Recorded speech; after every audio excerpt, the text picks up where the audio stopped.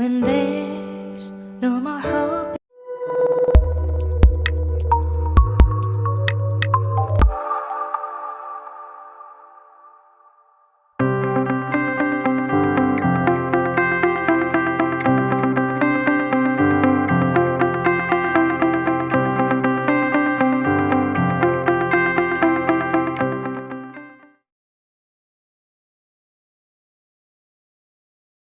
Good morning dear students.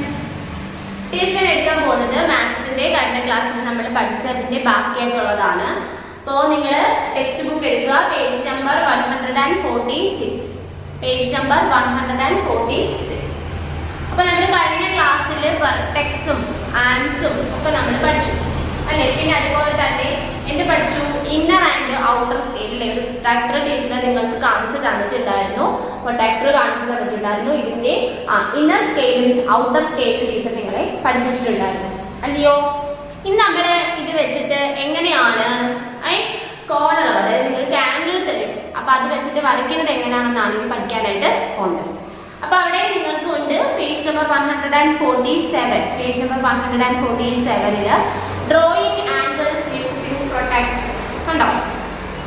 ആദ്യം പറഞ്ഞിരിക്കുന്ന example, draw an angle കോൺ POQ equal to 60 degree അല്ലേ. നമ്മളോട് പറഞ്ഞിരിക്കുന്നത് എന്താണ്? കോൺ POQ. അപ്പൊ ഇങ്ങനെ നിങ്ങൾ എഴുതണമെങ്കിൽ കോൺ എന്നുള്ളതാണ് ഇവിടെ കാണിച്ചിരിക്കുന്നത്. ആംഗിളിനെ റെപ്രസെന്റ് ചെയ്യുന്ന അളവ് തന്നിരിക്കുന്നത് 60 ഡിഗ്രി ആണ്. അപ്പൊ ഇത് വെച്ചിട്ട് വരയ്ക്കുന്നത് എങ്ങനെയാണെന്നാണ് നീ പറയാൻ പോകുന്നത്. നോക്കിയേ. അപ്പൊ ആദ്യം തന്നെ ടീച്ചർ ഇവിടെ ഒരു പ്രൊട്ടക്ടർ ഇവിടെ വെക്കുകയാണല്ലേ. അപ്പൊ നിങ്ങൾ കഴിഞ്ഞ ക്ലാസ്സിൽ ടീച്ചർ പഠിച്ചിട്ട് നിങ്ങളുടെ അടുത്ത് പറഞ്ഞിട്ടുണ്ടായിരുന്നു, നടുക്ക് നമുക്ക് ഈ ഒരു ആരോ മാർക്ക് ഇട്ടിരിക്കുന്നത് എന്താണ്? നമ്മളുടെ ഇവിടുത്തെ പോയിന്റ് കണ്ടോ. അതായത് 0 എന്നുള്ള രീതിയിൽ നമ്മൾ സ്കെയിലിലൊക്കെ നമ്മൾ തുടക്കം നമ്മൾ എടുക്കത്തില്ലേ, അപ്പൊ അതുപോലെ ജസ്റ്റ് നമുക്ക് മാർക്ക് ചെയ്യാനാണ് ഇവിടെ പറഞ്ഞിരിക്കുന്നത്. അതായത് ഈക്വൽ അങ്ങോട്ടും ഈക്വൽ ഇങ്ങോട്ടും.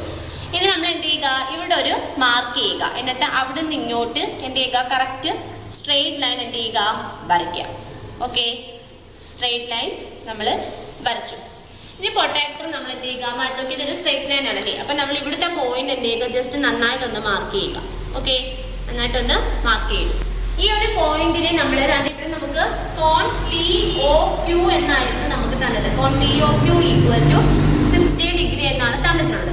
അപ്പൊ ഇവിടുത്തെ ഈ നടുക്ക് നോക്കിയേ O ആണല്ലേ.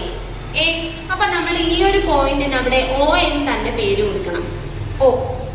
ഇനി നമ്മളോട് പറഞ്ഞിരിക്കുന്ന 60 ഡിഗ്രി. വീണ്ടും പ്രൊട്ടക്ടർ എടുത്തു. ഈ ഒരു പോയിന്റ് നിങ്ങളുടെ പ്രൊട്ടക്ടറിനകത്ത് നടുക്ക് ഇങ്ങനെ കാണും, നല്ലൊരു വര പോലെ ഇങ്ങനെ കാണാം. അപ്പൊ അതെന്ത് ചെയ്യുക? ഇവിടെ കൊണ്ടുവന്ന് ഇങ്ങനെ വെക്കുക, സ്ട്രെയിറ്റ് ആയിട്ട് വെക്കുക. എന്നിട്ട് നോക്കുക, ഇവിടെ ഇങ്ങോട്ടാണ് നമ്മുടെ സ്ട്രെയിറ്റ് ലൈൻ നമ്മൾ വരച്ചല്ലേ. ഇവിടുത്തെ തൊട്ട് നോക്കുക, ഇവിടുത്തെ 0 അല്ലെ, ഇവിടുത്തെ ഔട്ടർ സ്കെയിൽ 0. then അത് കഴിഞ്ഞ് 10, 20, 30, 40, 50, 60 അല്ലേ. 60 എന്താണ് ഇവിടെയാണ്. അപ്പൊ ഇവിടെ നേരത്തെ ജസ്റ്റ് എന്ത് ചെയ്യുക? ഒന്ന് മാർക്ക് ചെയ്യുക. എന്നിട്ട് നമ്മൾ ഈ പ്രൊട്ടക്ടർ എന്ത് ചെയ്തു?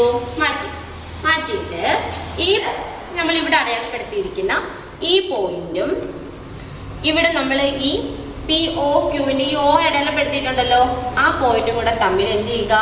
ചേർത്ത് ഒരുമിച്ച് വരയ്ക്കുക. എന്നിട്ട് നമ്മൾ പ്രൊട്ടക്ടർ മാറ്റാം. നമുക്കിവിടെ പേര് കൊടുക്കാം. ഇവിടെ എന്താണ്? P, then ഇവിടെ O, പിന്നെന്താണ്? ഒന്നുകൂടെ നീട്ടി വരച്ചാലും കുഴപ്പമൊന്നുമില്ല കേട്ടോ. Q കണ്ടോ, POQ, കോൺ POQ കണ്ടോ. കോൺ POQ ഈക്വൽ എത്രയാണ്? 60 ഡിഗ്രി ആണ്. അപ്പൊ നമ്മുടെ ഇവിടെ ഉള്ള ഈ കോൺ അളവ് ഇതാണ് എന്ത്? 60 ഡിഗ്രി, 60 ഡിഗ്രി എന്ന് പറയുന്നത്. അപ്പൊ നിങ്ങൾ ഒരു കോൺ നിങ്ങൾക്ക് തന്നിട്ട് അതിൽ ഇപ്പൊ 60 ഡിഗ്രിയോ 50 ഡിഗ്രി എന്തോ ആയിക്കോട്ടെ തന്നു കഴിഞ്ഞിട്ട് അടയാളപ്പെടുത്താൻ പറയുമ്പോൾ നിങ്ങൾ വരച്ചിട്ട് ആ കിട്ടുന്ന, അതായത് ഇവിടെ ഒരു വെർട്ടെക്സ് ആണല്ലേ, ഈ വെർട്ടെക്സിൽ നിന്ന് പോകുന്ന ഈ 2 ആംസ് അല്ലേ, ഈ ആംസിനിടയിൽ ഇവിടെ രൂപപ്പെടുന്ന അളവ്, കോൺ അളവ് അല്ലേ, ആംഗിൾ ആണ് നമുക്ക് തന്നത്. അപ്പൊ ഇവിടെ നമ്മൾ എന്ത് ചെയ്യുക? തന്നിരിക്കുന്നത് 60 ഡിഗ്രി ആണെങ്കിൽ അത് അതുപോലെ എടുത്ത് എഴുതുക. കണ്ടോ. ഇനി അടുത്തത് നോക്കിക്കേ. ഇനി ടീച്ചർ ചെയ്യാൻ പോകുന്നത് പേജ് നമ്പർ 150. പേജ് നമ്പർ 150 ദാണ്ട് ഇവിടെ കൊടുത്തിരിക്കുന്ന ഇതാണ് കണ്ടോ. നിങ്ങൾക്ക് വരയ്ക്കാനാണ് കൊടുത്തിരിക്കുന്നത്, അതാണ് ചെയ്യാൻ പോകുന്നത്. നോക്കിയേ. നിങ്ങളുടെ അവിടെ തന്നിരിക്കുന്ന A ക്വസ്റ്റ്യൻ കോൺ, ഇത് വായിക്കുമ്പോൾ കോൺ എന്ന് കോൺ AOB ഈക്വൽ ടു 18 ഡിഗ്രി എന്നാണ് തന്നിരിക്കുന്നത്. അപ്പൊ ആദ്യം നമ്മൾ പ്രൊട്ടക്ടർ വെച്ചു. പ്രൊട്ടക്ടർ വെച്ചിട്ട് എന്ത് ചെയ്തു, ഇവിടുത്തെ ഈ പോയിന്റ് അടയാളപ്പെടുത്തി. ഈ പോയിന്റ് തൊട്ട് എന്ത് ചെയ്തു, നമ്മൾ ഇങ്ങോട്ടേക്ക് എന്ത് ചെയ്തു, അതൊരു സ്ട്രെയിറ്റ് ലൈൻ വരച്ചു. ഇത് പതുക്കെ നമ്മൾ ഇത് മാറ്റുക. ഇവിടെ എന്ത് ചെയ്യുക, പോയിന്റ് ചെയ്തത് കോൺ AOB. അപ്പൊ ഇതിന്റെ മിഡിലായിട്ട് കിടക്കുന്ന എന്താണ്, O ആണ് ഇവിടെ. അപ്പൊ അത് നമ്മൾ എന്ത് ചെയ്യുക, ഇവിടെ ഈ പോയിന്റ് കൊടുക്കുക O. ഇനി 80 ഡിഗ്രിയാണ്. അപ്പൊ നമ്മൾ വീണ്ടും പ്രൊട്ടക്ടർ വെച്ചു. ഈ പോയിന്റ് നമ്മൾ ഇവിടെ ഓയുടെ അടുത്ത് തന്നെ വെക്കുക. എന്നിട്ട് നമ്മൾ നോക്കുക, ഇങ്ങോട്ടാണ് ലൈൻ പോയത്. അപ്പൊ ഇവിടുത്തെ 0 തൊട്ട് നമ്മൾ കൗണ്ട് ചെയ്യാനായിട്ട് തുടങ്ങും. 0, 10, 20, 13, 14, 15, 16, 17, 18. കണ്ടോ, 18 ഇവിടെ വന്നു. നമ്മൾ പ്രൊട്ടക്ടർ മാറ്റിയിട്ട് ഇവിടുത്തെ ഈ പോയിന്റും ഈ പോയിന്റും കൂടെ എന്ത് ചെയ്യുക, ചേർത്ത് വരയ്ക്കാം. കണ്ടോ, അപ്പം ഇവിടെ തന്നിട്ടുണ്ട് കോൺ AOB. അപ്പൊ ഇവിടെ O നമ്മുടെ അടയാളപ്പെടുത്തിയിട്ടുണ്ട്. അപ്പൊ ഇവിടെ എന്താണ്, AOB. ഈ O എന്നുള്ള നമ്മുടെ ഇവിടുത്തെ വെർട്ടെക്സ്, അവിടുത്തെ അളവ് നമുക്ക് തന്നിട്ടുണ്ട് 80 ഡിഗ്രി. കണ്ടോ, ഇങ്ങനെയാണത് വരയ്ക്കുന്നത്. നെക്സ്റ്റ് ക്വസ്റ്റ്യൻ, ടെക്സ്റ്റിലെ രണ്ടാമത്തെ ക്വസ്റ്റ്യൻ, കോൺ POQ ഈക്വൽ ടു 130 ഡിഗ്രി ആണ് പറഞ്ഞിരിക്കുന്നത്. അപ്പൊ ആദ്യം നമ്മൾ പ്രൊട്ടക്ടർ എടുത്ത് വെക്കുന്നു. വെച്ചിട്ട് ഇവിടുത്തെ പോയിന്റ് തൊട്ട് ഇങ്ങോട്ടേക്ക് എന്ത് ചെയ്തു, ഒരു സ്ട്രെയിറ്റ് ആയിട്ട് ഒരു ലൈൻ വരച്ചു. ഈ പോയിന്റ് നമ്മൾ എന്ത് ചെയ്തു, ഇവിടുത്തെ നോക്കി, ഇവിടെയും കോൺ POQ മിഡിൽ O ആണ്. O എന്ന വെർട്ടെക്സ് ആയിട്ടാണ് അവിടെ ആ നടുക്ക് O തന്നിരിക്കുന്നത്. അപ്പൊ അത് നമുക്ക് എഴുതാം O. ഇനി 130 ഡിഗ്രി അപ്പൊ നമ്മൾ ഇവിടെ വെച്ചു. ഇനി നമ്മൾ ഇവിടുത്തെ 0 തൊട്ട് 0, 10, 20, 13, 14, 15, 16, 17, 18, 19, 100, 110, 120, 130 അല്ലേ. അപ്പൊ നമ്മൾ ഇവിടെ അടയാളപ്പെടുത്തി. കണ്ടോ, ഇനി നമ്മളത് മാറ്റിയിട്ട് ആ പോയിന്റും ഇവിടുത്തെ ഈ പോയിന്റും കൂടെ എന്ത് ചെയ്യുക, ചേർത്ത് വരയ്ക്കാം. കണ്ടോ, അപ്പൊ ഇവിടെ PO ഇവിടെ ഉണ്ട്, പിന്നെ Q. ഇവിടുത്തെ കോൺ എത്ര കിട്ടി, 130. കണ്ടോ, മനസ്സിലായോ? ഇനി ഒന്നുകൂടെ ടീച്ചർ ചെയ്തു തരാം. ബാക്കിയുള്ള അവിടെ രണ്ടെണ്ണം നിങ്ങൾ സ്വന്തമായിട്ട് ഹോംവർക്ക് ചെയ്യണം. നോക്കൂ, സി ക്വസ്റ്റ്യൻ. മൂന്നാമത്തെ ക്വസ്റ്റ്യൻ, കോൺ LMN ഈക്വൽ ടു 90 ഡിഗ്രി ആണ് അല്ലേ. അപ്പൊ ഇങ്ങനെ നമുക്ക് വരച്ച് കിട്ടുന്ന ഈ 90 ഡിഗ്രി കിട്ടുന്ന നമ്മളുടെ ഈ ഒരു കോണിന് ഒരു പ്രത്യേകതയുണ്ട്. ഇതെന്ന് പറയുന്നത് എന്താണ്, റൈറ്റ് ആംഗിൾ ട്രയാംഗിൾ ആണ്. അപ്പൊ അത് ടീച്ചർ നിങ്ങൾക്ക് പറഞ്ഞു തരാം. ഇപ്പൊ നിങ്ങൾ ജസ്റ്റ് വരയ്ക്കുന്നത് നോക്കൂ. പ്രൊട്ടക്ടർ വെച്ചു, ഇവിടുത്തെ മാർക്ക് ചെയ്തു, ഇങ്ങോട്ടേക്ക് സ്ട്രെയിറ്റ് ലൈൻ വരച്ചു. ഓക്കെ, നമ്മൾ ഇവിടെ നോക്കുക, LMN ഇവിടുത്തെ മിഡിൽ ഏതാണ്, M ആണ്. അപ്പൊ നമ്മൾ ഇവിടുത്തെ ഈ പോയിന്റിന് M കൊടുത്തു. ഇനി വീണ്ടും നമ്മൾ പ്രൊട്ടക്ടർ ഇവിടെ വെച്ചു. വെച്ചിട്ട് 0, 10, 20, 13, 14, 15, 16, 17, 18, 19. കണ്ടോ, ഇനി ഇത് മാറ്റിയിട്ട് ഈ പോയിന്റും ഇതിലൂടെ എന്ത് ചെയ്യുക, വരയ്ക്കാം. അപ്പൊ ഇവിടെ LM ഇവിടെ ഉണ്ട്, പിന്നെ M. ഇതെന്താണ്, കണ്ടോ, 90 ഡിഗ്രി ആണ്. ഈ ഒരു ട്രയാങ്കിൾ എന്ന് പറയുന്നത് എന്താണ്, റൈറ്റ് ആംഗിൾ ട്രയാങ്കിൾ. അതായത് an angle whose measure is exactly 90 degree is called a right angle. നമ്മൾക്ക് അവിടെ വരയ്ക്കുമ്പോൾ കറക്റ്റ് ഇതുപോലെ ഒരു സ്ട്രെയിറ്റ് ലൈൻ ആയിട്ട് ഇങ്ങനെ നമുക്ക് കിട്ടുകയാണെങ്കിൽ, അങ്ങനെ ഇവിടെ വരുന്നത് 90 ഡിഗ്രി ആണെങ്കിൽ അതെന്താണ്, റൈറ്റ് ആംഗിൾ ട്രയാങ്കിൾ ആണ്. Right angle triangle, right angle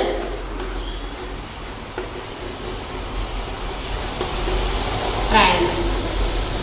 കണ്ടോ, അതായത് നമുക്ക് വരയ്ക്കുമ്പോൾ 90 ഡിഗ്രി എന്ന് പറഞ്ഞാൽ അതിന് കിട്ടുന്ന പിക്ചർ എന്ന് പറയുന്നത് എന്താണ്, റൈറ്റ് ആംഗിൾ ട്രയാങ്കിൾ. ഇതുപോലെ നേരെ സ്ട്രെയിറ്റ് ലൈൻ ആയിട്ടായിരിക്കും നമുക്ക് അവിടെ കിട്ടുന്നത്. കേട്ടോ, അപ്പൊ ബാക്കിയുള്ള രണ്ടെണ്ണം നിങ്ങൾ സ്വന്തമായിട്ട് ഹോംവർക്ക് ചെയ്യുക. ഇതുപോലെ പെൻസിൽ ഉപയോഗിച്ച് നീറ്റായിട്ട് വേണം ചെയ്യാനായിട്ട്. പേനയൊന്നും വരച്ച് തോന്നിയ വഴിക്കൊന്നും വരച്ച് വയ്ക്കരുത്.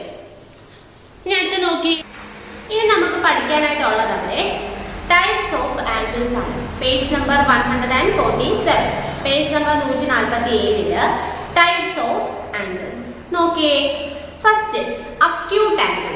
അക്യൂട്ട് ആംഗിൾ എന്ന് പറയുന്നത് an angle whose measure is between 0 degree and 90 degree is called an acute angle. അതായത് 0 ഡിഗ്രിക്കും 90 ഡിഗ്രിക്കും ഇടയ്ക്ക് വരുന്നതിനെയാണ് നമ്മൾ അക്യൂട്ട് ആംഗിൾ എന്ന് പറയുന്നത്. മാർക്ക് ചെയ്ത് പഠിക്കണം. നിങ്ങൾക്ക് സൈഡിൽ അവിടെ ഒരു പിക്ചർ ഉണ്ട്, 40 ഡിഗ്രിയുടെ വെച്ചൊരു ആംഗിൾ വരച്ചിരിക്കുന്നത് കണ്ടോ. അപ്പോൾ 0, 10, then 20, 30, 40 അത്രയും വരെ വരുന്ന ആംഗിൾസിനെയാണ് അക്യൂട്ട് ആംഗിൾ എന്ന് പറയുന്നത്. then next അടുത്തത് പറയുന്നത്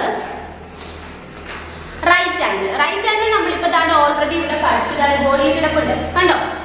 an angle whose measure is exactly 90 degree is called a right angle.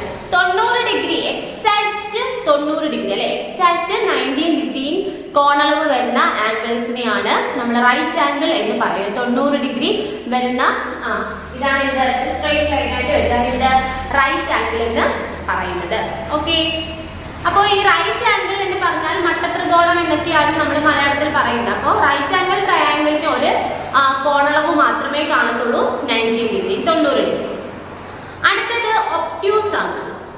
an angle whose measure is more than 90 degree but less than 180 degree is called an obtuse angle അല്ലേ. അതായത് നമ്മൾ കോണളവ് വരയ്ക്കുമ്പോൾ 90 degree കൂടുതലും 180 ഡിഗ്രിക്ക് ഇടയിലും, അതായത് 90നും 180 ഡിഗ്രിക്കും ഇടയിൽ വരുന്ന എന്ത് ആംഗിൾ ആണ് ഒബ്റ്റ്യൂസ് ആംഗിൾ എന്ന് പറയുന്നത്. ഒബ്റ്റ്യൂസ് ആംഗിൾ എന്ന് പറഞ്ഞാൽ an angle whose measure is more than 90 degree, 90 ഡിഗ്രിയിലേക്കാൾ കൂടുതലും but less than 180 degree, 180 ഡിഗ്രിയേക്കാൾ ചെറുതുമായിട്ടുള്ള angle അല്ലേ, അതിനെയാണ് എന്തെന്ന് പറയുന്നത്, ഒബ്റ്റ്യൂസ് ആംഗിൾ എന്ന് പറയുന്നത്.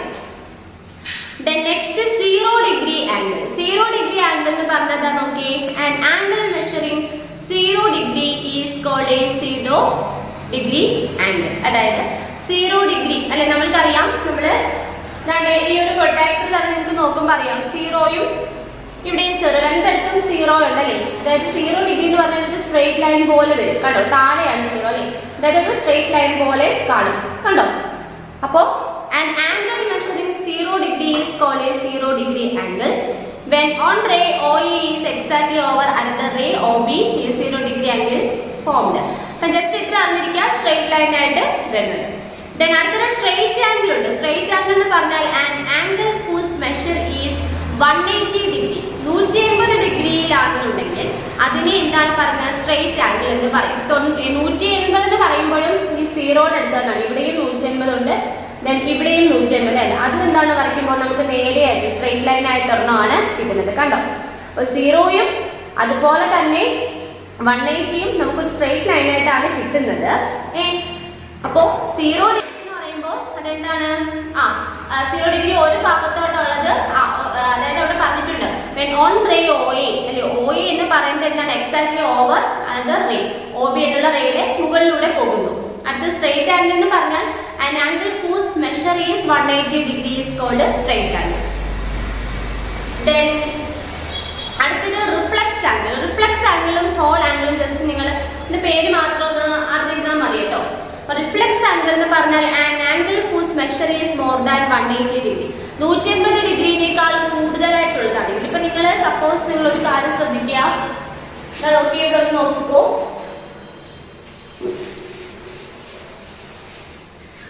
അപ്പം ഈ ഒരു പ്രൊട്ടക്ടർ നമ്മൾ ഇവിടെ വെച്ചിട്ട് നോക്കുമ്പോൾ ഇതെന്താണ്, ഇങ്ങനെ വരയ്ക്കുന്നു. ഇങ്ങനെ വരയ്ക്കുമ്പോൾ ഇതെന്താണ്, ഒരു ഹാഫ് ആയി നമ്മൾ തിരിച്ച് വെച്ചിട്ട് നിങ്ങൾ നോക്കി, ഇതിങ്ങനെ വെച്ചിട്ട് ഇവിടെ കൂടെ നമ്മൾ വരച്ചു. ഇതെന്താണ്, ഒരു ഫുൾ സർക്കിൾ അല്ലെ, അതായത് ഒരു സർക്കിളിന്റെ ഹാഫ് പോർഷൻ ആണ് ഈ ഒരു പ്രൊട്ടക്ടറിനകത്തുള്ളത്. ഇത്രയും ഭാഗം കണ്ടോ കണ്ടോ, ബാക്കി പ്രൊട്ടക്ടറിൻ്റെത് ഇത് ചെയ്യുമ്പോൾ ഇങ്ങനെയാണെങ്കിൽ ഇത് അടുത്തത് ഫുൾ ഒരു സർക്കിളിനെ നമ്മൾ എന്ത് ചെയ്തു, അതിന്റെ നടുക്കൂടെ നമ്മൾ എന്ത് ചെയ്യണം, ഡിവൈഡ് ചെയ്യാന്ന് വെച്ചു കണ്ടോ. ഡിവൈഡ് ചെയ്യുമ്പോൾ രണ്ട് പ്രൊട്ടക്ടറിന്റെ രണ്ട് ഭാഗങ്ങളായി കണ്ടോ. അപ്പോൾ ഇവിടെ പറയുന്ന റിഫ്ലക്സ് എന്ന് പറയുന്നത് നമ്മളൊരു പ്രൊട്ടക്ടർ സാധാരണ ഇങ്ങനെ വെച്ചിട്ട് നമ്മൾ ഇങ്ങോട്ടുള്ള ഒന്നെങ്കിൽ 0യുടെ അളവ് അല്ലെങ്കിൽ ഇങ്ങോട്ടുള്ള 0യുടെ അളവാണ് ചെയ്യുന്നത് അല്ലെ. ഇനി നമ്മളോട് പറയാണ്, അവിടെ പറഞ്ഞ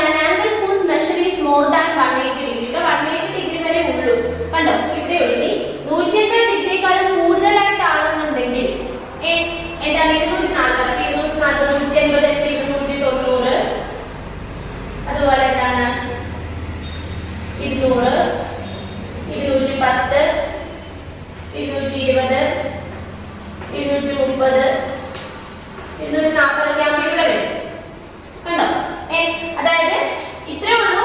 180 ഡിഗ്രിയേക്കാളും കൂടുതലായിട്ട് വരികയാണെങ്കിൽ അതിനെയാണ് എന്തെന്ന് പറഞ്ഞാൽ റിഫ്ലക്സ് ആംഗിൾ. അത് തലകീഴിൽ താഴോട്ടായിരിക്കും ആംഗിൾ വരുന്നത്. നിങ്ങൾക്ക് അതൊന്നും തൽക്കാലം ഇപ്പൊ പഠിക്കാനായിട്ടൊന്നും ഇല്ല. അപ്പൊ ജസ്റ്റ് ഇത്ര അറിഞ്ഞിരിക്കുക. റിഫ്ലക്സ് ആംഗിൾ എന്ന് പറഞ്ഞാൽ 180 ഡിഗ്രിനേക്കാളും കൂടുതലായിട്ട് വരുന്നു. അടുത്തത് ഹോൾ ആംഗിൾ എന്ന് പറഞ്ഞാൽ an angle measuring exactly 360 is called complete angle. അതായത് 360 എന്ന് പറയുമ്പോൾ ഈ ഒരു സർക്കിളിന് മൊത്തത്തിലുള്ള സർക്കിളിന് 360 ഡിഗ്രിയാണ്. ഈ 360 ഡിഗ്രിനെ നമ്മൾ രണ്ടായിട്ട് ഡിവൈഡ് 360 divided by 2 then 8 വെച്ചിട്ട് കണ്ടോ 180 ഡിഗ്രി. അതായത് ഈ ഒരു മൊത്തത്തിലുള്ള ഈ ഒരു വൃത്തത്തിന്റെ കോണർ 360 ഡിഗ്രിയാണ്. ഈ 360 ഡിഗ്രി ഈ ഒരു വൃത്തം നമ്മൾ രണ്ടായിട്ട് ഇങ്ങനെ ഡിവൈഡ് ചെയ്തു. അപ്പോൾ ഇങ്ങോട്ടുള്ളത് 180, ഇങ്ങോട്ടുള്ളത് 180 ഡിഗ്രി കിട്ടി.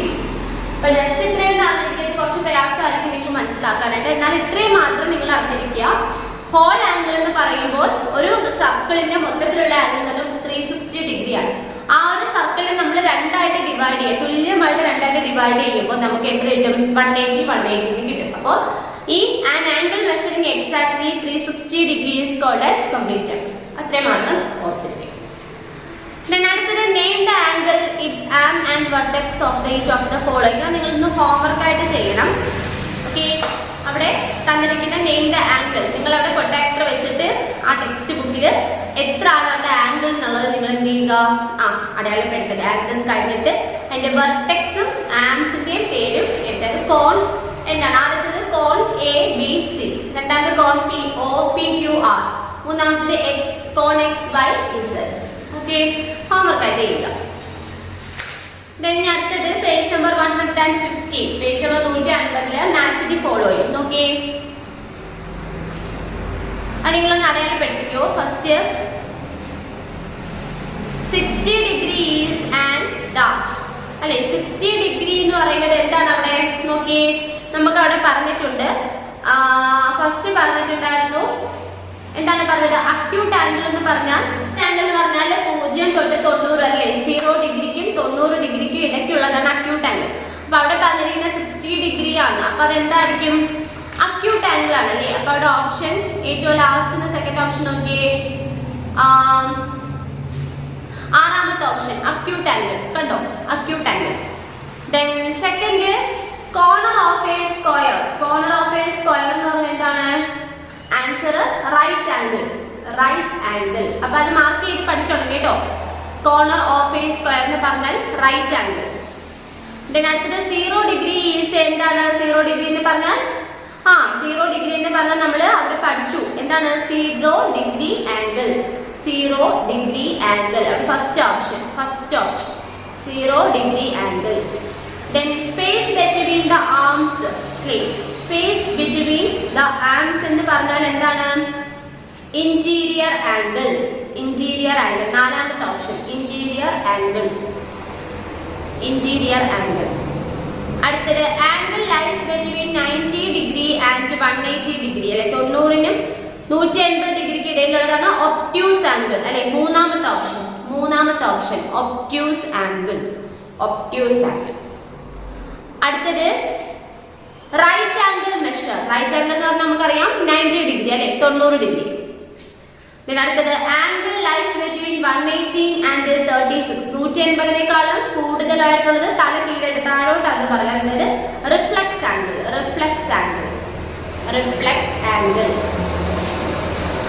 ഒന്നുകൂടെ പറയാം. First 60 degree is an acute angle. Then corner of a square എന്ന് പറഞ്ഞാൽ right angle. Then 0 degree is a 0 degree angle. Then space between the arms എന്ന് പറഞ്ഞാൽ interior angle. Then angle lies between 90 degree and 180 എന്ന് പറഞ്ഞാൽ obtuse angle. Then right angle measure എന്ന് പറഞ്ഞാൽ 90 degree. Then angle lies between 180 and 360 എന്ന് പറഞ്ഞാൽ reflex angle. Okay. അടുത്തത് right true or false ആണ്. നോക്കിയേ, a straight angle is equal to 2 right angles. Straight line എന്ന് പറയുമ്പോൾ അവിടെ 2 ആംഗിൾസ് വരും എന്നാണ് പറഞ്ഞിരിക്കുന്നത്. ശരിയാണോ? ആണല്ലേ, കാര്യം സ്ട്രേറ്റ് എന്ന് പറയുമ്പോൾ 180 ഡിഗ്രി രണ്ടിടത്തും ഉണ്ടല്ലേ. അപ്പോൾ a straight angle is equal to 2 right angles. Answer true.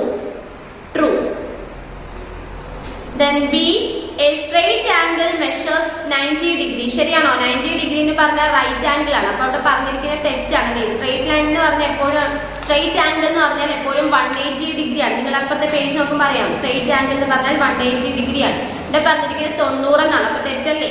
തെറ്റാണ്. So answer false. Then a right angle is greater than obtuse angle. Obtuse angle എന്ന് പറഞ്ഞാൽ എന്താണ്? the angle whose measure is more than 90. 90 ഡിഗ്രിയേക്കാൾ കൂടുതലും 180 ഡിഗ്രിയേക്കാൾ കുറവാണ്. ഇവിടെ പറഞ്ഞിരിക്കുന്നത് right angle is greater than. Right angle എന്ന് പറഞ്ഞാൽ 90 ഡിഗ്രി അല്ലേ. അപ്പോൾ അവിടെ തെറ്റല്ലേ പറഞ്ഞിരിക്കുന്നത്. അപ്പോൾ answer false. Then a complete angle is used for right angles. അല്ലെ, ഒരു കംപ്ലീറ്റ് ആംഗിൾ എന്ന് പറഞ്ഞാൽ അതിന് 4 റൈറ്റ് ആംഗിൾസ് ഉണ്ടായിരിക്കും എന്നാണ് പറയുന്നത്. ശരിയാണോ? ശരിയാണല്ലേ. കാരണം കംപ്ലീറ്റ് ആംഗിൾ എന്ന് പറഞ്ഞാൽ 360 ആണ് അല്ലേ, 360 ഡിഗ്രി. അതായത് നോക്കിയോ 360 ഡിഗ്രിയാണ്. നിങ്ങൾ ഈ ഒരു ഓക്കെ ഇവിടെ ഒരു 90 ഡിഗ്രി അല്ലേ, ഇവിടെ 90 ഡിഗ്രി. അടുത്തതാണ് ഇത് ഒരു 90 ഡിഗ്രി, ഇവിടെ ഒരു 90 ഡിഗ്രി, ഇവിടെയും ഒരു 90 ഡിഗ്രി. അപ്പം 1 2 3 4 4 കണ്ടോ? കാരണം പറഞ്ഞിരിക്കുന്നത് a complete angle is equal to 4 right angles അല്ലേ. ശരിയാണ്. ഒരു കംപ്ലീറ്റ് ഒരു ഫുൾ സർക്കിൾ എന്ന് പറഞ്ഞാൽ അതിനകത്ത് 4 റൈറ്റ് ആംഗിൾസ് ഉണ്ടായിരിക്കും. 4 90 ഡിഗ്രി വെച്ച് ഉണ്ടായിരിക്കും. 90 അധികം 90 അധികം 90 അധികം 90 എന്ന് പറയുന്നതാണ് എത്ര 360 ഡിഗ്രി കിട്ടുന്നത്. അതൊക്കെ വലിയ ക്ലാസ്സിൽ പഠിക്കുമ്പോൾ നിങ്ങൾ ജസ്റ്റ് ഇങ്ങനെ ഒന്ന് അറിഞ്ഞിരിക്കാം. അടുത്തത് an angle less than 180 degree is an reflex angle. Reflex angle എന്ന് പറഞ്ഞാൽ an angle whose measure more than 180 degree. ഇവിടെ പറഞ്ഞിരിക്കുന്നത് angle less than എന്നാണ്. തെറ്റാണ് അല്ലേ. അപ്പോൾ ആൻസർ ഫാൾസ്. ഓക്കെ. അപ്പോൾ തൽക്കാലം നമുക്ക് മാത്സ് ഇത്രയും പഠിക്കാം കേട്ടോ. അപ്പം നിങ്ങൾ ഈ ടൈപ്സ് ഓഫ് ആംഗിൾസ് നന്നായിട്ട് മനസ്സിലാക്കി വേണം പഠിക്കാൻ. ഓക്കെ. പിന്നെ അതുപോലെ ഹോംവർക്ക് ചെയ്ത കാര്യങ്ങൾ എന്ത് ചെയ്യുക ചെയ്ത് ടീച്ചറിന്റെ പെൻസിൽ കൊണ്ട് പ്രൊട്ടക്ടർ ഉപയോഗിച്ച് നീറ്റായിട്ട് വേണം പഠിക്കാൻ. പേരൊന്നും കൊണ്ട് തോന്നി എടുക്കൊന്നും വരച്ച് വെക്കല്ലേ. അപ്പം നിങ്ങൾ പഠിപ്പിച്ചതിനകത്ത് നിങ്ങൾ ഈ പ്രൊട്ടക്ടർ ഉപയോഗിച്ച് ആംഗിൾ വരയ്ക്കുന്നത് നല്ല ഇമ്പോർട്ടൻ്റ് ആയിട്ട് പഠിക്കുക. ബാക്കി ഈ പറഞ്ഞ കാര്യങ്ങൾ ട്രൂ ഓർ ഫാൾസും വാക്സിൻ ഫോളോയിങ് അതൊക്കെ അതുപോലെ പഠിക്കുക. ബാക്കി ടൈപ്സ് ഓഫ് ആംഗിളിന്റെ കാര്യം മനസ്സിലാക്കി വെക്കുക. കാണാതെ പഠിക്കണമെന്നില്ല, മനസ്സിലാക്കി വെക്കുക കേട്ടോ. ഓക്കെ. ഇനി അടുത്ത നമുക്ക് പഠിക്കാനുള്ളത് സയൻസ് ആണ്. സയൻസ് നോക്കിയേ. അപ്പോൾ ഇന്ന് ടീച്ചർ എടുക്കാൻ പോകുന്നത് സയൻസിന്റെ നമ്മൾ ഒരു ചാപ്റ്റർ കുറച്ച് ദിവസമായി പഠിച്ച് നിർത്തിയിട്ട് അല്ലേ. അതായത് ഇനി പഠിപ്പിക്കാൻ പോകുന്നതിന് ഇടയ്ക്ക് ഒരു ഭാഗം വിട്ടിട്ടുള്ളത് ടീച്ചർ ഈ ഒരു ക്ലാസ്സിന്റെ അവസാനം നിങ്ങൾക്ക് പഠിപ്പിച്ചു തരാം കേട്ടോ. ഇനി ടീച്ചർ എടുക്കാൻ പോകുന്നത് chapter 3 air weather and water എന്നുള്ള നമ്മുടെ സയൻസിന്റെ ചാപ്റ്ററാണ്. നമ്മൾ കുറച്ച് കാര്യങ്ങൾ പഠിച്ചു നിർത്തി. അതിന്റെ ബാക്കിയുള്ള കാര്യമാണ് ഇനി പഠിപ്പിക്കാൻ പോകുന്നത്. Page number 210, page number 210. Weather and climate. നോക്കിയേ. Weather is the state of the atmosphere at a particular place and time. It is the day to day changing condition of a place. It can be sunny on the next. Weather on Earth occurs primarily in the troposphere and is influenced by the energy from the sun and the rotation of the Earth. അതായത് weather is the state of the atmosphere at a particular place and time. അല്ലെ, ഒരു പ്രത്യേക സ്ഥലത്തെയും സമയത്തെയും അനുസരിച്ച് അന്തരീക്ഷത്തിന്റെ കാലാവസ്ഥയ്ക്ക് എന്താണ് ഒരുപാട് മാറ്റങ്ങൾ ഉണ്ടായിരിക്കും അല്ലേ. It is the day-to-day changing condition of a place. ഓരോ ദിവസം അല്ലെങ്കിൽ ദിനം പ്രതി കഴിയുന്തോറും കാലാവസ്ഥയ്ക്ക് ഒരുപാട് വ്യത്യാസങ്ങൾ ഉണ്ടാവും അല്ലേ. It can be sunny on day and windy in the next. അല്ലേ, ഒരു ദിവസം നല്ല ചൂടാണെങ്കിൽ ചിലപ്പോൾ അടുത്ത ദിവസം മഴയായിരിക്കും, ഒന്നും പറയാൻ പറ്റില്ല അല്ലേ. Weather on Earth occurs primarily in the troposphere and is influenced by the energy from the sun and the rotation of the Earth. ദൂരെയുള്ള കാലാവസ്ഥ പ്രധാനമായിട്ടും എന്താണ് നമ്മുടെ ട്രോപ്പോസ്ഫിയർ അല്ലെ, നമ്മുടെ അന്തരീക്ഷത്തിൽ കുറെ പാളികളുണ്ടെന്ന് പറഞ്ഞ ട്രോപ്പോസ്ഫിയർ, സ്റ്റാറ്റോസ്ഫിയർ അല്ലേ. അപ്പം അങ്ങനെ ഈ ട്രോപ്പോസ്ഫിയറിലാണ് എന്ത് ചെയ്യുന്നത് ഈ കാലാവസ്ഥയ്ക്കുള്ള മാറ്റങ്ങളൊക്കെ പ്രധാനമായിട്ടും സംഭവിക്കുന്നത്. Then the sun and the rotation on the earth. അതുപോലെ സൂര്യന്റെ ഊർജ്ജത്തെയും അല്ലെ സൂര്യനിൽ നിന്നും വരുന്ന പ്രകാശോർജ്ജത്തെയും ഒക്കെ എന്ത് ചെയ്യും ഈ കാലാവസ്ഥ വ്യതിയാനങ്ങൾ എന്ത് ചെയ്യുന്നുണ്ട് ഡിപ്പെൻഡ് ചെയ്യുന്നുണ്ട്. Weather differences also occur due to the angle of the sun which varies by latitudes from the tropics. The farther from the tropics a place is, the lower the sun in angle. അതായത് സൂര്യന്റെ അടുത്ത് ചെന്ന് നിൽക്കുമ്പോൾ നമുക്കറിയാം നല്ല ചൂടായിരിക്കും അല്ലേ. അപ്പം ഡിസ്റ്റൻസ് ആകുന്നതനുസരിച്ച് നമ്മുടെ ഈ സൂര്യനിൽ നിന്ന് നമ്മുടെ ഭൂമിയിലോട്ട് വരുന്ന പ്രകാശത്തിന്റെ ഈ ഒരു തീവ്രതയോ അല്ലെങ്കിൽ ഈ ഒരു ചൂടോ ഒന്നും ആയിരിക്കത്തില്ല നമ്മൾ സൂര്യന്റെ അടുത്തോട്ട് ചെല്ലുമ്പോൾ അല്ലെ. അപ്പം കൂടിക്കൊണ്ടിരിക്കും. അപ്പം അവ തമ്മിലുള്ള സൂര്യനും നമ്മുടെ ഭൂമിയും തമ്മിലുള്ള ഒരു ഡിസ്റ്റൻസ് ആ ദൂരം എന്താണ് നമ്മുടെ ഈ ഒരു ചൂടിനെയും കാലാവസ്ഥയും ഒക്കെ സ്വാധീനിക്കുന്നു. This causes such locations to be cooler due to the indirect sunlight. അതുകൊണ്ടാണ് നമുക്ക് സൂര്യപ്രകാശം അധികം പതിക്കാത്ത സ്ഥലങ്ങളിൽ എന്ത് കൂടുതലും ഭയങ്കരമായിട്ട് തണുപ്പ് അനുഭവപ്പെടുന്നത്. അതിനിപ്പോൾ ഒരു എക്സാമ്പിൾ പറയുകയാണെങ്കിൽ രാത്രി സമയങ്ങളിൽ നമുക്ക് സൂര്യൻ ഇല്ല അല്ലെ. അപ്പോൾ സൂര്യൻ ഇല്ലാത്ത രാത്രിയിൽ നമുക്ക് പകൽ അനുഭവപ്പെടുന്ന അത്രയും ഒരു ചൂട് നമുക്ക് ചിലപ്പോൾ രാത്രിയിൽ അനുഭവപ്പെടുത്തില്ല. കാരണം സൺലൈറ്റ് ആ ഒരു സൂര്യപ്രകാശം നമുക്ക് കിട്ടുന്നില്ല. അപ്പം സൂര്യപ്രകാശം നല്ല രീതിയിൽ കിട്ടാത്ത സ്ഥലങ്ങളിൽ ആ ഒരു ചൂടിന്റെ അളവ് എന്തായിരിക്കും കുറവായിരിക്കും. അപ്പം എന്താണ് സ്വാഭാവികമായിട്ട് അവിടെ തണുപ്പ് അനുഭവപ്പെടും. The average weather conditions of a region over longer periods of the time define the climate. Different regions around the world have different climates. Hot deserts have a hot and dry climate, while the cold desert have very cold and dry climate. അതായത് നമ്മുടെ ഈ climate കാലാവസ്ഥ എന്ന് പറയുന്നത് എന്താണ് the average weather conditions of the region. ഒരു സ്ഥലത്തെ ഒരു എന്താണ് വെതർ കാലാവസ്ഥയുമായിട്ട് റിലേറ്റ് ചെയ്തിട്ടാണ് നമ്മളുടെ ക്ലൈമറ്റിന്റെ വ്യത്യാസം വരുന്നത്. അപ്പം നല്ല ചൂടുള്ള ഒരു മരുഭൂമിയിൽ എന്തായിരിക്കും അവിടെ നല്ല ഹോട്ട് ചൂടായിരിക്കും അല്ലെ. അതുപോലെ ഡ്രൈ ക്ലൈമറ്റ് ആയിരിക്കും വരണ്ട കാലാവസ്ഥയായിരിക്കും. പിന്നെ അതുപോലെ വൈൽ ദ കോൾഡ് ഡിസേർട്ട് അല്ലെ. കോൾഡ് ഡിസേർട്ടിലാകുമ്പോൾ എന്താണ് അവിടെ തണുപ്പായിരിക്കും പക്ഷെ എങ്കിൽ അവിടെയും എന്തായിരിക്കും ഒരു ഡ്രൈ ക്ലൈമറ്റ് തന്നെ ആയിരിക്കും അനുഭവപ്പെടുന്നത്. ഇനി അവിടെ ഇമ്പോർട്ടൻ്റ് ആയിട്ട് നമുക്ക് പഠിക്കാനുള്ളത് താഴോട്ടുള്ള കാര്യങ്ങളാണ്. ഫസ്റ്റ് പറയുന്നത് വാട്ടർ വെള്ളം. നോക്കിയേ, water is the colorless transparent liquid that is very vital for all forms of life in earth. നമ്മളുടെ ജീവിതത്തിൽ ഒട്ടും ഒഴിച്ചുകൂടാൻ പറ്റാത്ത വളരെ ആവശ്യമായിട്ടുള്ള ഒരു കളർലെസ് ആണ് അല്ലെ. കളറില്ലാത്ത ഒന്നാണ് എന്ത് വെള്ളം വാട്ടർ എന്ന് പറയുന്നത്. It exists in all states, that is solid form ice, liquid water and gas vapor അല്ലെ. ഏത് ഒരു സ്റ്റേറ്റ് ഏതൊരു രീതിയിലും നിലനിർത്താൻ പറ്റുന്ന ഒന്നാണ് നമ്മുടെ വെള്ളം. കാരണം സോളിഡ് ഖരാവസ്ഥയിലാണെങ്കിൽ ഐസിന്റെ ഫോമിൽ നിൽക്കും. അതുപോലെ ലിക്വിഡ് വെള്ളമാണെങ്കിൽ നമുക്കറിയാം വാട്ടർ ഫോം. ദെൻ ഗ്യാസ് അല്ലെ ആ നീരാവി വേപ്പർ അല്ലെ വാട്ടർ വേപ്പർ നീരാവിയായിട്ട് പോകും അല്ലെ. അപ്പം ഇങ്ങനെ സോളിഡ് ലിക്വിഡ് ഗ്യാസ് ഈ 3 സ്റ്റേറ്റിലും എക്സിസ്റ്റ് ചെയ്യാൻ പറ്റുന്ന ഒന്നാണ് എന്തെന്ന് പറയുന്നത് നമ്മുടെ വെള്ളം വാട്ടർ എന്ന് പറയുന്നത്. It is a natural resource that is found in rain, sea, pond, oceans, lakes, streams അല്ലെ. അതായത് ഇതൊരു നാച്ചുറൽ റിസോഴ്സസ് ആണ്. പ്രകൃതിയിൽ തന്നെ നിന്ന് നമുക്ക് കിട്ടുന്ന ഒന്നാണ് എന്ത് വെള്ളം. എങ്ങനെയൊക്കെയാണ് കടലിലൂടെയും അല്ലെ കായലിലൂടെയും കുളങ്ങളിലൂടെയും കനാലിലൂടെയും കിണറിലൂടെയും ഒക്കെ നമുക്ക് എന്ത് ചെയ്യുന്നുണ്ട് നാച്ചുറൽ ആയിട്ട് നമുക്ക് ഈ ഒരു വാട്ടർ എന്ത് ചെയ്യുന്നുണ്ട് നമുക്ക് കിട്ടുന്നുണ്ട്. ഇനി പറയുന്നത് ഇവാപറേഷൻ. ഇവാപറേഷൻ എന്ന് പറഞ്ഞാൽ ബാഷ്പീകരണം എന്ന് മലയാളത്തിൽ പറയും. The sun constantly evaporates the earth's moisture അല്ലെ. സൂര്യൻ ഭൂമിയുടെ ഈർപ്പം നിരന്തരം എന്ത് ചെയ്യുന്നു ബാഷ്പീകരിക്കുന്നു അല്ലെ. കാര്യം നമ്മുടെ അന്തരീക്ഷത്തിൽ ജലബാഷ്പം വായുവിലുണ്ട്. പക്ഷെ നമ്മൾ സൂര്യപ്രകാശം മുഖാന്തരം എന്ത് ചെയ്യും ബാഷ്പമായിട്ട് ഘനീഭവിച്ച് പോകും. The change of water into water vapor due to the heat of sun is called evaporation അല്ലെ. എന്താണ് ദ ചേഞ്ച് ഓഫ് വാട്ടർ? ആ ഒരു സെന്റൻസ് അണ്ടർലൈൻ ചെയ്യുക. ദ ചേഞ്ച് ഓഫ് വാട്ടർ എന്ത് ചെയ്യും ചേഞ്ച് ചെയ്തിട്ട് ഇൻടു ദ വാട്ടർ വേപ്പർ ജലബാഷ്പം അല്ലെങ്കിൽ നീരാവിയായിട്ട് മാറുന്ന ആ ഒരു പ്രക്രിയയാണ് എന്ത് ഇവാപറേഷൻ എന്ന് പറയുന്നത്. The change of water into water vapour due to the heat of sun. സൂര്യപ്രകാശത്തിന്റെ സാന്നിധ്യത്തിൽ വെള്ളം എന്തായിട്ട് മാറും നീരാവിയായിട്ട് മാറും. അപ്പൊ അതിനെയാണ് നമ്മൾ ഇവാപറേഷൻ എന്ന് പറയുന്നത്.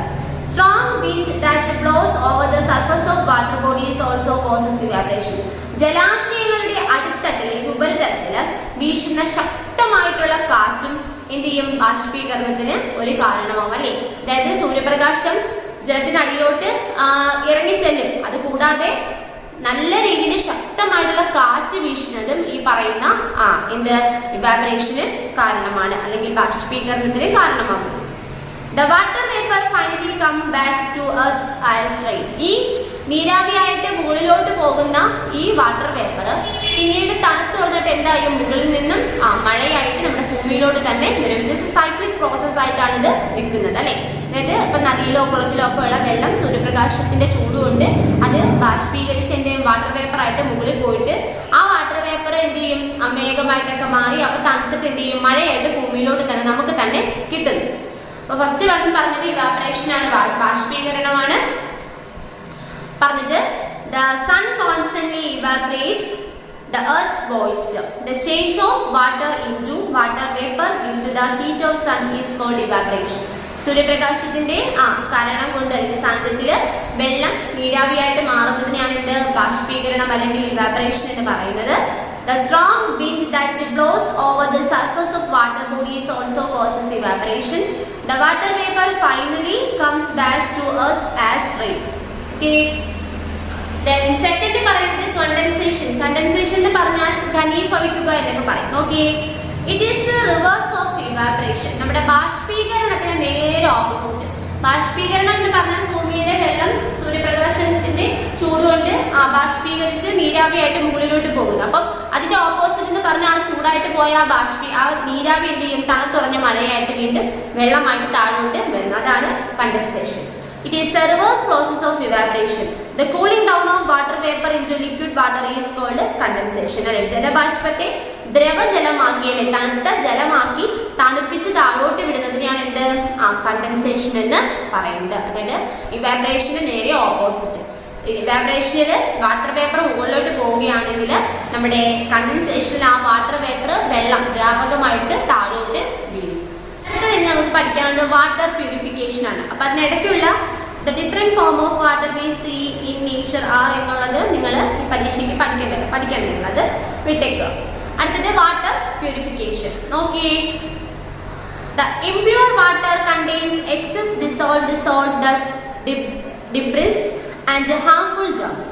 It is very important to purify water before consuming. Various methods practiced to purify water are: first one boiling, second one filtration, third one sedimentation, fourth decantation, then fifth chlorination, sixth water filter. അപ്പോൾ നമുക്കറിയാം purification ചെയ്യണം വെള്ളം അല്ലെ. ഇപ്പം ഒരു സാഹചര്യത്തിൽ നമ്മുടെ ഈ ഒരു സൊസൈറ്റിയിൽ വാട്ടർ പൊല്യൂഷൻ എന്ന് പറയുന്നത് ഭയങ്കരമായിട്ട് കൂടിക്കൊണ്ടിരിക്കുന്ന ഒരു സിറ്റുവേഷൻ ആണ്. അപ്പൊ അതുകൊണ്ട് തന്നെ നമ്മൾക്ക് കൈ കിട്ടുന്ന വെള്ളമൊക്കെ നമ്മൾ എടുത്ത് കുടിക്കുകയാണെങ്കിൽ നമുക്ക് അതിന് ഒരുപാട് അസുഖങ്ങൾ വരും. കാരണം അതിനകത്ത് ഒരുപാട് തരത്തിലുള്ള ഡസ്റ്റും അല്ലെ, അതുപോലെ സോൾട്ടും അതുപോലെ തന്നെ എന്താണ് വേസ്റ്റ് മെറ്റീരിയൽസും ഒക്കെ ഉണ്ടായിരിക്കും. അപ്പൊ അങ്ങനെ ഉള്ള വെള്ളം നമ്മൾ നന്നായിട്ട് പ്യുവറായിട്ട് എന്ത് ചെയ്യണം, ഫിൽട്ടർ ചെയ്യണം അല്ലെങ്കിൽ പ്യൂരിഫിക്കേഷൻ അല്ലെ, നന്നായിട്ട് അതിലുള്ള മലിനീകരണം അല്ലെങ്കിൽ മാലിന്യങ്ങൾ നീക്കം ചെയ്തിട്ട് വേണം നമ്മൾ അത് എന്ത് ചെയ്യാനായിട്ട് നമുക്ക് കുടിക്കാൻ പറ്റുന്ന പാകത്തിന് മാറ്റി എടുക്കാൻ. അപ്പൊ അത് എങ്ങനെയൊക്കെയാണ് അതിന് ഉപയോഗിക്കുന്ന പ്രധാനപ്പെട്ട മെത്തേഡ്സ് ഏതൊക്കെയാണെന്നാണ് പറയുന്നത്. ഫസ്റ്റ് വൺ പറയുന്നത് ബോയിലിംഗ്, ചൂടാക്കുക. നമ്മുടെ വീട്ടിലൊക്കെ പറയും, അമ്മയും ഒക്കെ പറയാറുണ്ട്, എന്ത് തിളപ്പിച്ച വെള്ളം മാത്രമേ കുടിക്കാവൂ, ചൂടാക്കിയ വെള്ളം മാത്രമേ കുടിക്കാവൂ, പച്ചവെള്ളമൊന്നും മുന്നേ കുടിക്കരുത്, അസുഖങ്ങളൊക്കെ പിടിക്കും എന്നൊക്കെ പറയാറുണ്ടല്ലേ. കാര്യം എന്താണ്, നമ്മുടെ കിണറ്റിൽ നിന്നാണെങ്കിൽ പോലും ഇപ്പോഴത്തെ വെള്ളം നമുക്ക് വിശ്വസിച്ച് കുടിക്കാൻ പാടാം. അപ്പൊ അങ്ങനെ കിട്ടുന്ന നമ്മളുള്ള പച്ചവെള്ളം നമ്മൾ എന്ത് ചെയ്യുക, നന്നായിട്ട് തിളപ്പിക്കുക. തിളപ്പിക്കുമ്പോൾ അതിനകത്തുള്ള ജേംസും അല്ലെ, അതിനകത്തുള്ള ആ ഒരു എന്താണ് എന്തെങ്കിലും ഡസ്റ്റോ അല്ലെങ്കിൽ എന്തെങ്കിലും തരത്തിലുള്ള ജേംസോ ഒക്കെ ഉണ്ടെങ്കിൽ അതൊക്കെ നശിച്ചു പോകും. അപ്പോൾ നമുക്ക് എന്ത് ചെയ്യാം, ആ വെള്ളം പിന്നെ കുടിക്കാം. അപ്പൊ നമുക്ക് നല്ല നല്ല ഹെൽത്തി ആയിട്ടുള്ളൊരു നല്ലൊരു ഇമ്മ്യൂണിറ്റി കിട്ടും. അതല്ലാതെ നമ്മൾ കുടിക്കുകയാണെങ്കിൽ നമ്മളുടെ ബോഡിക്ക് ഒരുപാട് ഡിസീസസും രോഗാണുക്കൾ അല്ലെ, ജേംസ് ഒക്കെ വെച്ചിട്ട് ഒരുപാട് തരത്തിലുള്ള പകർച്ചവ്യാധികളൊക്കെ ഉണ്ടാവും. ഫസ്റ്റ് പറയുന്നത് boiling. It involves heating the water to boiling point which kills all germs present in water. അല്ലേ, അതായത് വെള്ളം നന്നായിട്ട് ചൂടാക്കുകയാണെങ്കിൽ ആ വെള്ളത്തിൽ എന്തെങ്കിലും തരത്തിലുള്ള ജേംസ് ഒക്കെ ഉണ്ടെങ്കിൽ അതൊക്കെ എന്ത് ചെയ്യും, നശിച്ചു പോകും. Boiled water should be packed after the water gets cooled. അല്ലേ, അതുപോലെ തന്നെ നമ്മൾ ഇപ്പോൾ രാവിലെ ജോലിക്കോ അല്ലെങ്കിൽ നമ്മൾ സ്കൂളിലൊക്കെ പോകുമ്പോൾ നല്ല തിളപ്പിച്ച വെള്ളം വെക്കുകയാണെങ്കിൽ ആ വെള്ളം അതുപോലെ എടുത്ത് ബോട്ടിൽ നമ്മുടെ കുപ്പിയിലൊന്നും ഒഴിക്കാതെ അതൊരു പാത്രത്തിൽ ഒഴിച്ച് വെച്ചിട്ട് നന്നായിട്ടൊന്ന് ആറിയതിന് ശേഷം അതെന്ത് ചെയ്യുക, വേറൊരു പാത്രത്തിലോട്ട് എന്ത് ചെയ്യുക, മാറ്റുക. അല്ലെന്നുണ്ടെങ്കിൽ നമ്മുടെ ചില ബോട്ടിലൊക്കെ പ്ലാസ്റ്റിക് ആണ്, അപ്പം ചിലപ്പം ചൂടുവെള്ളം വീഴുമ്പോൾ പ്ലാസ്റ്റിക് ഉരുകി പോകും. അപ്പം അതിലുള്ള വിഷം കൂടെ എന്ത് ചെയ്യും, വെള്ളത്തിനകത്തോട്ട് വരും. അപ്പോൾ നല്ല തിളപ്പിച്ച വെള്ളം കുടിക്കുക. തിളപ്പിച്ച വെള്ളം നമ്മൾ ബോട്ടിലോട്ടൊക്കെ മാറ്റുമ്പോൾ നന്നായിട്ട് കൂളാക്കണം, നല്ല തണുപ്പിച്ച് വേണം എന്ത് ചെയ്യാനായിട്ട് വെള്ളം ഒഴിക്കാനായിട്ട്. First one, boiling. It involves heating the water to boiling point which kills all germs present in water. Boiled water should be packed after the water gets cooled. Second പറയുന്നത് ഫിൽട്രേഷൻ ആണ്. ഫിൽട്രേഷൻ എന്താണ്? Water is passed through a filter which retains impurities and the pure water when water is collected. അതായത് filtration എന്ന് പറഞ്ഞാൽ filter ചെയ്യുക. നമ്മൾ ചായയൊക്കെ ഇടുമ്പോഴേ, വീട്ടിലെ ചായയൊക്കെ ഇടുമ്പോൾ അവസാനം അമ്മമാരെന്തെയും ചായ അരിപ്പ് കൊണ്ട് അരിപ്പിലോട്ട് ഇത് ഒഴിക്കുമ്പോൾ ചായ മാത്രം എന്ത് ചെയ്യും, വേറൊരു പാത്രത്തിനകത്തോട്ട് മാറും.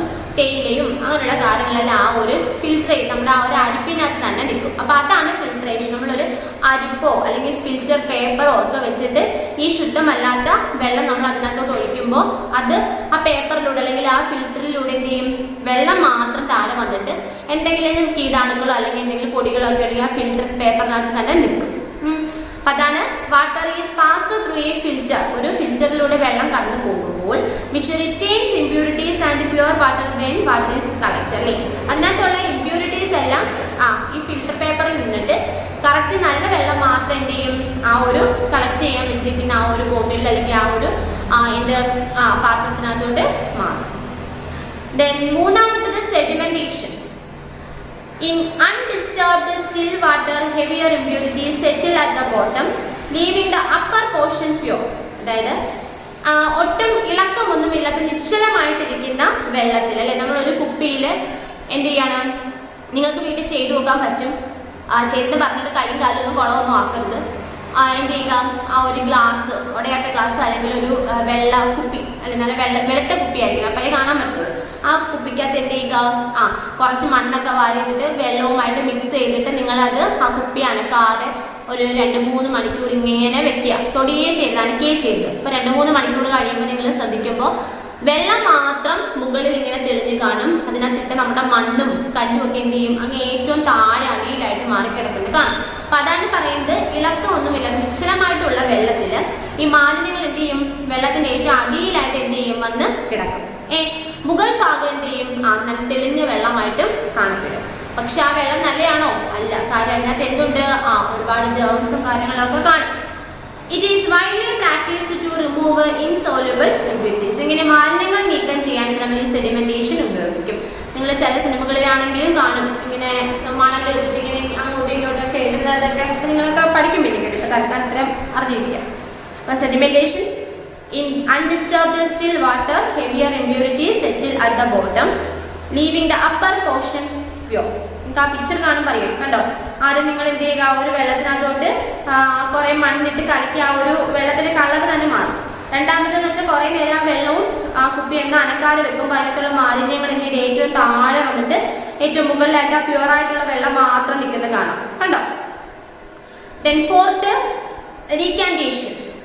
After the process of sedimentation, the upper clear layer of water obtained is poured slowly into another vessel. അതായത് നമ്മൾ ഈ സെഡിമെന്റേഷൻ കഴിയുമ്പോൾ എന്താണ്, മുകളിൽ എന്ത് ചെയ്യും, ആ തെളിഞ്ഞ വെള്ളം മാത്രം കാണുമെന്ന് പറഞ്ഞല്ലോ. അപ്പം അതിനുശേഷം എന്ത് ചെയ്യും, ഈ സെഡിമെന്റേഷനിലൂടെ ലഭിച്ച ഈ വെള്ളം എന്ത് ചെയ്യും, മറ്റൊരു പാത്രത്തിലോട്ട് മാറ്റും. അവിടെ പിക്ചർ കാണിക്കുന്നുണ്ടോ, അനക്കാതെ കുളിക്കൊന്നും എടുക്കാതെ വളരെ പതുക്കെ എന്ത് ചെയ്യും, ആ മുകളിലുള്ള തെളിഞ്ഞ വെള്ളം വേറൊരു നല്ല പാത്രത്തിനകത്തോട്ട് ഒഴിച്ചു. This is done carefully without disturbing the settled impurities. അതായത് വളരെയധികം കെയർഫുൾ ആയിട്ട് ചെയ്യണം. അല്ലാതെ താഴെ അടങ്ങിയിരിക്കുന്ന ഇമ്പ്യൂരിറ്റീസ് ഒക്കെ, മാലിന്യങ്ങളൊക്കെ അനക്കി വീണ്ടും വെള്ളത്തിൽ ഫുള്ളാക്കിയിട്ട് വീണ്ടും അതോടുകൂടി എടുത്ത് വേറെ പാത്രത്തിൽ ഒഴിക്കുകയല്ല വേണ്ടത്. നമ്മൾ കുറച്ച് നേരം അനക്കാതെ വെക്കുമ്പോൾ അതിൻ്റെ മുകളിൽ തെളിഞ്ഞ വെള്ളം വരും. ആ തെളിഞ്ഞ വെള്ളം ആ മാലിന്യങ്ങളൊന്നും വീണ്ടും വെള്ളത്തിലാവാതെ വളരെയധികം കെയർഫുൾ ആയിട്ട് എന്ത് ചെയ്യുക, ആ തെളിഞ്ഞ വെള്ളം മാത്രം വേറൊരു പാത്രത്തിനകത്തോട്ട് മാറ്റുക. അതാണ് എന്ത്, ഡീകാന്റേഷൻ എന്ന് പറയുന്നത്. അടുത്തത് പറയുന്നത് chlorination. It involves chemical treatment of water to kill germs. രോഗാണുക്കളെ നശിപ്പിക്കാൻ വേണ്ടിയിട്ട് ജലത്തിൽ രാസവസ്തുക്കളോ അല്ലെങ്കിൽ അങ്ങനെ എന്തെങ്കിലും കാര്യങ്ങൾ ഉപയോഗിക്കും. നമ്മുടെ വീടുകളിൽ മഴയൊക്കെ പെയ്ത് കഴിയുമ്പോൾ കിണറിലൊക്കെ ക്ലോറിൻ ബ്ലീച്ചിങ് പൗഡറൊക്കെ ഇടാനായിട്ടൊക്കെ ആളുകൾ വരും അല്ലേ. കാര്യം അതിനകത്ത് മഴ പെയ്ത് ഒലിച്ച് വന്ന വെള്ളമാണ്. അതിനകത്ത് എന്തെങ്കിലും തരത്തിലുള്ള വിഷവസ്തുക്കളോ അല്ലെങ്കിൽ രോഗാണുക്കളൊക്കെ ഉണ്ടെങ്കിൽ അതൊക്കെ നശിച്ചു പോകാനായിട്ട് അതിനകത്ത് നമ്മൾ എന്ത് ചെയ്യും, ബ്ലീച്ചിങ് പൗഡറും ക്ലോറിൻ ആൻഡ് ഇതൊക്കെ ഈ ഗുളിക കണക്കുള്ളതൊക്കെ ഇടും, ക്ലോറിൻ പൗഡറൊക്കെ ഇടും. അപ്പോൾ രോഗാണുക്കളെ നശിപ്പിക്കാൻ വേണ്ടിയിട്ട് രാസവസ്തുക്കൾ ഉപയോഗിക്കുന്നത്. Chlorine tablets and bleaching powder are used to kill germs in water. സാധാരണയായിട്ട് നമ്മുടെ വീടുകളിലൊക്കെ ആണെങ്കിലും ബ്ലീച്ചിങ് പൗഡറും ക്ലോറിൻ ടാബ്ലറ്റ്സ് ഒക്കെയാണ് വെള്ളത്തിലിട്ടിട്ട് എന്ത് ചെയ്യുന്നത്, അതിലുള്ള രോഗാണുക്കളെയൊക്കെ നശിപ്പിക്കാനായിട്ട് ഉപയോഗിക്കുന്നത്. അപ്പോൾ അതാണ് chlorination. It involves chemical treatment of water to kill germs. Chlorine tablets and bleaching powder are used to kill germs in water. Then അടുത്തത് വാട്ടർ ഫിൽറ്റർ അല്ലേ. ഫിൽറ്റർ നിങ്ങൾ കണ്ടുണ്ടോ? നിങ്ങളിപ്പം വീടുകളിലൊക്കെ ഒരുവിധം ഒക്കെ കാണും. പിന്നെ അതുപോലെ തന്നെ നമ്മൾ എവിടെയെങ്കിലും ഇപ്പോൾ ഏതെങ്കിലും ഹോട്ടലുകളിലോ അങ്ങനെയൊക്കെ പോകുമ്പോഴും റെയിൽവേ സ്റ്റേഷനിലോ അങ്ങനെയൊക്കെയുള്ള സ്ഥലങ്ങളിലൊക്കെ ചിലപ്പോൾ ഈ ഫിൽറ്റർ കാണും. ഇത് ഫിൽറ്റർ ചെയ്ത് വരുന്ന വെള്ളം നമുക്ക് കുടിക്കാൻ നല്ല വെള്ളമാണ്. Okay. Water filter is widely used in homes to get clean water. നമ്മൾ ശുദ്ധജലം ലഭിക്കാൻ വേണ്ടിയിട്ട് വീടുകളിലൊക്കെ മിക്കവാറും ഈ വാട്ടർ ഫിൽറ്റർ ഉപയോഗിക്കും. നമ്മുടെ ഇവിടെ ഒന്നും അങ്ങനെ ഉപയോഗിക്കും ഇല്ലെന്നല്ല, എങ്കിലും നമ്മൾ ഈ ഫ്ലാറ്റ് ഒക്കെ പോലുള്ള സ്ഥലങ്ങളിൽ അവിടെ കിണറും കാര്യങ്ങളൊന്നും ഇല്ലാത്തപ്പം അവിടെ വെള്ളം പുറത്ത് ലൈൻ പൈപ്പിൽ കൂടെ വരും. അപ്പം അങ്ങനെ പുറത്ത് ലൈൻ പൈപ്പിൽ കൂടെ വരുന്ന വെള്ളം നമുക്ക് പെട്ടെന്ന് കുടിക്കാൻ നല്ലതായിരിക്കില്ല. അങ്ങനെയുള്ള സാഹചര്യത്തിൽ നേരെ ഈ വാട്ടർ ഫിൽറ്ററിനകത്തോട്ടായിരിക്കും വെള്ളം വരുന്നത്. അപ്പോൾ അതിനകത്ത് ഉള്ള പ്രോസസ്സ് മുഖാന്തരം ആ ഫിൽറ്റർ ചെയ്ത് അതിനകത്തുള്ള എന്തെങ്കിലും രാസവസ്തുക്കളോ അല്ലെങ്കിൽ കീടനാശിനികളോ അല്ലെങ്കിൽ എന്തെങ്കിലും ജേംസോ ഒക്കെ ഉണ്ടെങ്കിൽ അത് നശിച്ചിട്ട് നമുക്ക് കുടിക്കാൻ പാകത്തിന് പ്യുവർ ആയിട്ടുള്ള വെള്ളം നമുക്ക് തരും. അപ്പോൾ it filter the germs and keeps water fit for drinking അല്ലേ. ഇതിനകത്തുള്ള ജേംസിനെയൊക്കെ കളഞ്ഞിട്ട് നമുക്ക് കുടിക്കാൻ പാകത്തിനുള്ള വെള്ളമായിട്ടാണ് നമുക്കത് വാട്ടർ ഫിൽറ്ററിലൂടെ നമുക്ക് കിട്ടുന്നത്. ഓക്കെ. അപ്പോൾ ആദ്യം പറഞ്ഞത് ബോയിലിംഗ് ആണ്, second filtration, third sedimentation, then decantation, chlorination, water filter. Okay. അടുത്തത് പറയുന്നത് ഒരു കാര്യം കൂടെ പറയാം. Common water borne diseases. നമ്മൾക്ക് വെള്ളത്തിൽ നിന്നും സാധാരണയായിട്ട് വരുന്ന അസുഖങ്ങൾ ഏതൊക്കെയാണെന്നാണ് പറയുന്നത്. Okay. Many water related diseases like cholera, diarrhea and typhoid are caused due to the consumption of impure water. By following some simple steps we can prevent these diseases. അല്ലെ, നമ്മൾക്ക് മലിനമായിട്ടുള്ള ജലത്തിലൂടെ സാധാരണയായിട്ട് ഉണ്ടാകുന്ന അസുഖങ്ങൾ കോളറ, ടൈഫോയിഡ്, ഡയോറിയ തുടങ്ങിയ അസുഖങ്ങളാണ്. ഇനി എങ്ങനെയൊക്കെയാണ് നമ്മൾക്ക് ഈ പറയുന്ന ഡിസീസസ് ഈ വെള്ളത്തിലൂടെ പകരുന്നത് തടയാൻ പറ്റുന്ന ഏതൊക്കെ സ്റ്റെപ്സ് ആണ് നമുക്ക് ഉപയോഗിക്കാനുള്ളതെന്നാണ് ചോദിക്കുന്നത്.